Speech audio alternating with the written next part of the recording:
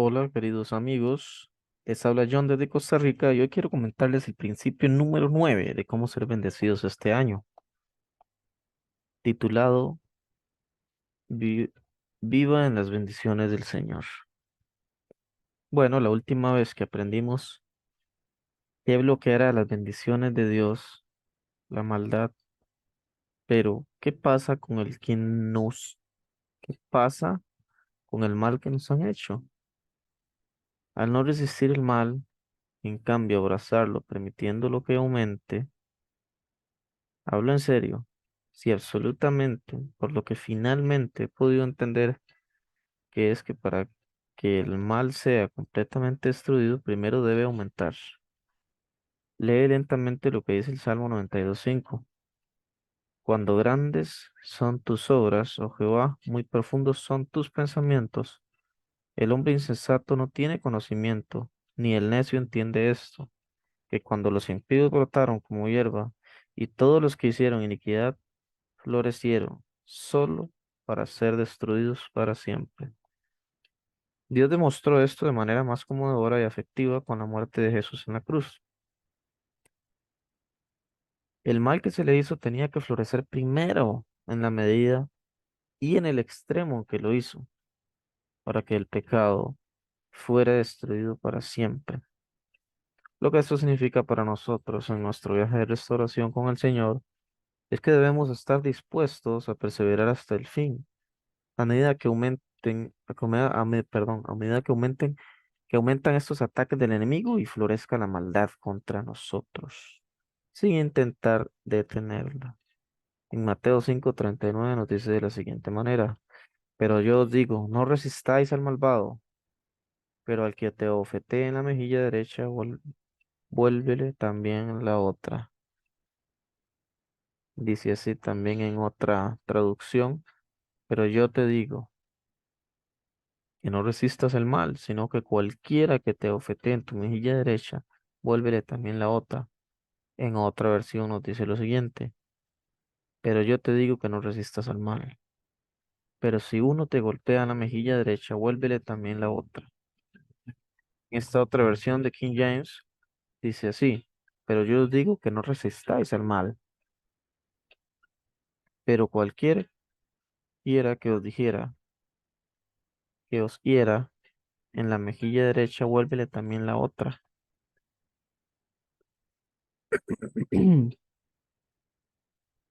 Y así en varias versiones, podemos leerlo en varias Biblias, en varias versiones bíblicas, y se nos aclarará más en la mente este mensaje que nos da Dios en este versículo, que es, pero yo os digo que no resistáis al mal, sino que cualquiera que os golpee en la mejilla derecha, vuélvele también la otra. Y la razón por la que nos advierte que no resistamos al mal es porque sabe lo que éste pretende para hacer para nosotros. Cuando el pecado aumenta lo suficiente y has elegido simplemente bendecir a la otra persona o la situación, entonces Él podrá destruir ese mal para siempre. Cuando dice de la siguiente manera, aquí en Santiago 1:12 hay más motivación. Bienaventurado el hombre que persevera en la prueba, porque una vez aprobado recibirá la corona de la vida que el Señor ha prometido para los que le aman. Y el versículo que hemos visto continúa diciendo en Mateo 5:39-42. Pero yo os digo, no resistáis al malvado, pero al que te ofetee en la mejilla derecha, vuélvele también la otra. Si alguno quiere demandarte y quitarte la camisa, déjale también tu abrigo. Quien te obligue a caminar una milla, ve con él dos. Al que te pida, dale, y no le dé la espalda al que quiera pedirte prestado.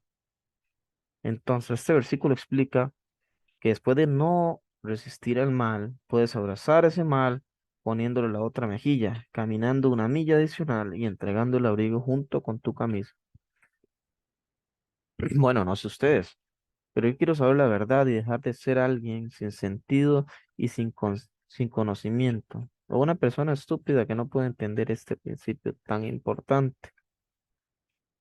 Si confío en el Señor para que todo el mal contra mí se detenga, entonces tengo que estar listo y preparado para no resistirlo y mientras sucede permanecer escondido profundamente en el Señor. Para que realmente, para realmente abrazar el mal como lo hizo Jesús, capaz de hacer, entonces ahí es cuando el mal será destruido para siempre. Por otro lado, cuando abrigamos un pensamiento equivocado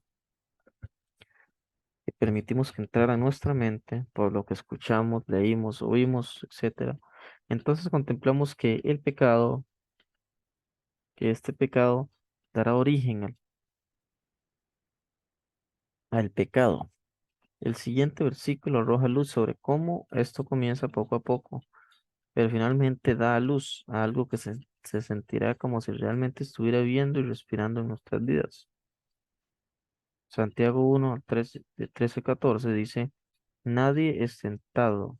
Diga, estoy siendo tentado por Dios, porque Dios no puede ser tentado por el mal, ni ni él mismo tienta a nadie, pero cada uno es tentado cuando es llevado y seducido por su propia concupiscencia.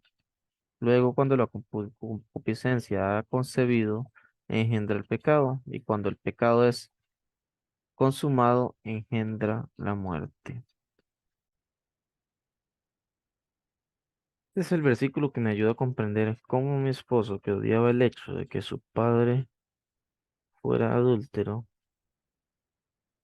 y que además amaba a sus hijos tanto como él, pudo caer en un pecado de adulterio a la magnitud que llegó a tener antes. Disculpen.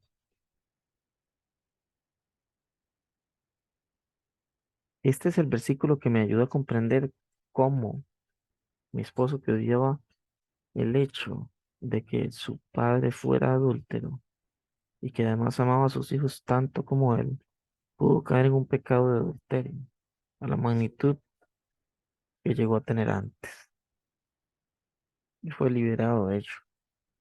Cuando leí este versículo por primera vez, preguntándome quién diría realmente qué está siendo tentado por Dios, quién está siendo tentado por Dios, pensando que esto era un poco ridículo, me llevaron a buscar el idioma original. Cuando Santiago escribió este versículo, en realidad usó una expresión mucho más sutil, que es un poco más fácil de creer. Se diría algo así como, nadie, cuando sea tentado, diga, he sido tentado indirectamente por Dios. Esto es básicamente lo que sucedió después del primer pecado, cuando Adán culpó indirectamente a Dios al afirmar, la mujer que tú me diste para estar conmigo, ella me dio del árbol y comí. Génesis 3:12. A menudo recurrimos a este tipo de pensamientos y culpa cuando somos tentados y luego cedemos a la tentación. Aquí hay otra idea que me ayudó a comprender esta tentación. Siempre me molestó cuando leí el versículo que decía que Jesús fue tentado en todo, pero no pecó. No podía imaginarme a Jesús siendo tentado por nada, porque no entendía el verdadero significado de la tentación, así que busqué a Dios al respecto. El ejemplo que me reveló fue el siguiente. Si estaba entrando a un Walmart y detrás de un arbusto cercano, un tipo me llamaba y me decía, oye, ven aquí, tengo esta bicicleta nueva que están vendiendo por $100, pero te la venderé solo por 10. Puede que mirara hacia la voz, sin saber qué realmente estaba diciendo, pero tampoco, pero tan pronto como lo entendía, simplemente seguía caminando o muy probablemente comenzaba a correr. Entonces sí, estaba siendo tentado por el mal, pero nunca pensé en ceder al pecado. No pensé, oye, es un buen negocio. Quiero decir, ¿quién lo sabría? A mi hija le vendría bien una bicicleta nueva para su cumpleaños. Y luego dije, no, eso estaría mal. Eso habría sido entretener la tentación por lo que sería pecado. Eso significa que Jesús fue tentado por el diablo, quien le pidió que cambiara las piedras en pan, que se arrojara al precipicio y lo adorara, pero ni una sola vez se detuvo a considerar la idea de hacer nada de esto. Mi opinión es que el Espíritu Santo llevó a Jesús allí para que Jesús pudiera decirle firmemente al diablo dónde bajar. Y me encanta cómo él siempre usó la verdad y el poder de las Escrituras, la espada del Espíritu, que es la palabra de Dios, para ganar la batalla sobre el enemigo, para que tanto tú como yo también podamos triunfar sobre el enemigo cada vez que los llamemos en él, para que nos ayude. Isaías 58:11 nos dice así: y Jehová te guiará continuamente y saciará tus deseos en lugares abrazados y dará fortaleza a tus huesos y serás como huerto regado y como manantial de agua cuyas aguas no faltan. Recuerden, recuerden siempre buscar al Señor cuando estemos en situaciones difíciles. Siempre cuando nos sentamos tentados, roguemos al Señor para no caer en esas tentaciones. Recuerden que si abrazamos el pecado, si abrazamos el mal de tal manera que empezamos a pensar en esa tentación, ¿qué pasaría? Ya estamos le dando entrada al pecado. Por eso debemos orar, ser constantes en oración día y noche, rogándole al Señor para que nos libere de toda tentación. Hasta la próxima y que Dios les bendiga. Muchas gracias.